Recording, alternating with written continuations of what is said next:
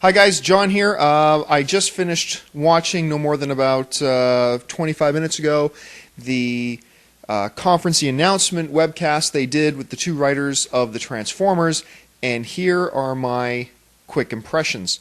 The funny thing is that in the past 10 minutes I've probably got about 10 or 15 emails from people saying, holy crap, Campy, you were right. This thing is going to be amazing. This thing just might break weekend box office records. The irony in this situation is that I myself, I wasn't all that impressed. I wasn't. I think the word I would use about the whole announcement press conference webcast thing was underwhelmed. Let's start with the first things first here and get through the character announcements. On the Autobot side, there is Optimus Prime. They refer to him as kind of the King Author, which I thought was a nice analogy. We, of course, have Bumblebee, which we all know. A lot of people are going to be happy that they have Jazz in it. Although I'm a little apprehensive about Jazz. They said he's going to be this stylin', profilin' kind of guy, does everything with style, which makes me fear it might be a little bit cartoony. Doesn't necessarily mean it'll be cartoony, but that is going to be one of my fears. Ratchet is actually going to be in it, which surprises me. I wasn't expecting a Ratchet, but he's going to be in there. He's not going to be an ambulance. They said he's going to have another vehicle form, but he will be an emergency vehicle of some sorts. And one of the other ones everybody wanted to see was Ironhide. Ironhide will be in there. They kind of refer to him as the muscle of the Autobots. He's Optimus Prime's oldest friend. The way they describe the relationship between Optimus Prime and Ironhide reminded me a little bit, and this won't make anybody happy, but reminded me a little bit of the relationship between Mr. Fantastic and the Thing, Ben, in the Fantastic Four movie. One's a little more harsher, hard-nosed, gritty, and I think that's Ironhide here. So that's all the Autobots we've got. I am disappointed that there aren't more, but let me go on. The Decepticons they list are Megatron, which we all knew, Starscream. This is the best piece of news I got out of this conference. Starscream is going to be there, and they confirmed that the relationship that we all know between Megatron and Starscream, that very tense, Starscream wants to usurp him. There's a lot of tension between them.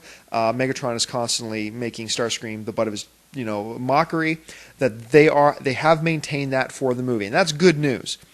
So we have Megatron, Starscream, Brawl, Bone Crusher, who they refer to as the closest thing to a Constructicon. Not really sure what they mean by that, but that's interesting. A Decepticon by the name of Barricade.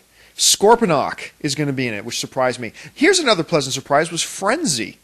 The guy who used to come out of Soundwave. Well, he's not coming out of Soundwave now. As a matter of fact, they didn't even mention Soundwave in this, which I'm not surprised about, considering Soundwave was a boombox. What are you going to do, make him an iPod? Anyway.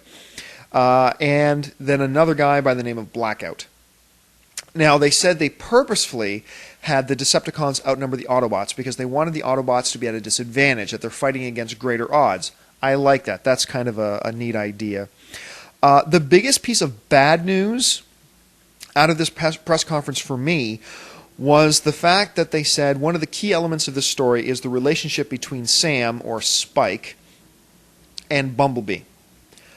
To me, this elicits the same feelings in me that Doug had with his feelings about romance and a kid in Superman Returns. I hate this idea. I don't want a Transformers movie to focus on the relationship between some teenage kid and the car. I don't want that. Who knows? Maybe they're going to be able to make something really brilliant out of that. They said they're going to try to stick really true to the cartoon. So for now, I'll give them the benefit of the doubt. Personally, it worries me. I did not like that news whatsoever. One of the things about the press conference, the webcast, if you will, that really disappointed me and actually made me upset is the fact that they put out this big email announcement yesterday for all these websites to put up an announcement that send in your questions. The writers are going to be fielding questions. Okay, so what? They expected thousands and thousands of questions. They only answered like 9. Or maybe 10. To me, that's ridiculous. If you're going to put out this wide, huge press release and elicit all these questions from fans, take more than 10. I found that really cheap. I thought that was really lame. If all you were going to do was take 5 or 10 questions, why not just put up the announcement on the Transformers chat board instead of distributing this press release asking everybody to send in questions? I thought that was a little bit lame. Let's see, what are some of the other things here that stood out to me? The other voice characters are still a work in progress. They're still working out who the other voices will be. They said just about everybody you can imagine that should be considered is being considered, so that's good. They are very much hoping for a sequel. They have made this thing, according to this webcast, that they are planning on a sequel. There are a number of characters they said they didn't use in this one because they wanted to leave room for introducing new characters that we would still recognize in the later ones. Makes sense to me. It sounds like a good plan. Now all they got to do is hope that the box office returns are good enough that they're able to do a sequel. Let's see, what else did they say here? Oh, they were talking about cast. Funny, because Darren Connolly on the audio edition often brings up that one of his box office worries for the Transformers is that it may not have the draw for women. They addressed that specifically. They said, you know what, we put a lot of hot guys in this movie. When you look at the actors and who they are, they said there's going to be a lot of hot guys with their shirts off a lot, flexing their muscles, doing, awful sweaty. So they have addressed that. They have done things to try to make sure that it appeals to a wider audience. As I'm doing this, more and more emails are coming in about that. Hold on a second. I'm just going to check now. Hi says, who Melby at Hotmail says, they have Optimus Prime and that's good enough for me. I haven't seen the show for over 10 years. I'm just reading, I'm literally getting this as I'm doing this. Silbury says, I'm sure they will put a few more Transformers in there as a surprise that they didn't announce in the press conference. I'm sure they'll throw Soundwave in there somehow. Thing is, I think if they were going to do Soundwave, I think they would have announced it. If there are more Autobots and Decepticons that are going to be in the movie that they didn't say in the press conference, then I'll be more disappointed because why the heck have this press conference? I'm already a little bit underwhelmed about the press conference. And emails are still coming in, but let me finish these thoughts. Let me see here. They are hoping for a sequel. This part makes me nervous. Hasbro, the toy company, has been involved in the creative process. Now, as I've said with the Halo stuff, I think the biggest strike that Halo has going against it is that Bungie, the game company, the game company that know nothing about making movies, they know how to make games, not movies, that they're maintaining creative control. They talked about Hasbro's involvement. I think that's bad news. I think that is a strike against this movie that the toy company is involved. Now, the writers did then go on to say that unlike Bungie, who is maintaining creative control, they said Hasbro's role has been as consultants. If that is the case, then I'm okay with that. But if they're more involved than that, I think that's bad news, because what is Hasbro concerned about? They're concerned about selling toys, so they should be, because that's their business. Leave the movie making to the movie makers. So that part made me a little bit worried. Let's see. Oh yeah, they also referred to that this movie is going to be huge. They said it's going to be on a massive scale. There's going to be loads of spectacle. One of the things that bothered me, that was too bad, was that the question that I really had in my mind was, percentage-wise, how much humans to Transformers are you going to have on the screen? And the audio started cutting out.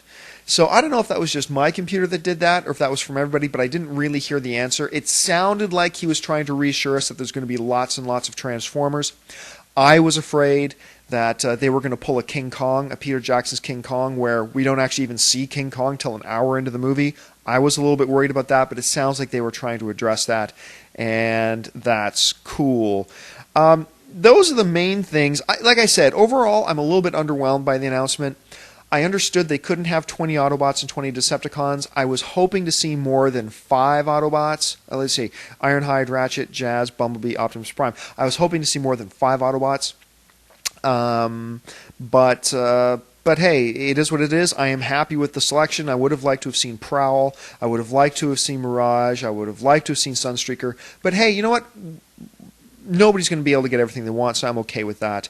I am worried about the relationship between Bumblebee and Spike. I am worried about how much influence Hasbro has on the creative process of the movie. Overall, they spoke glowingly of Michael Bay.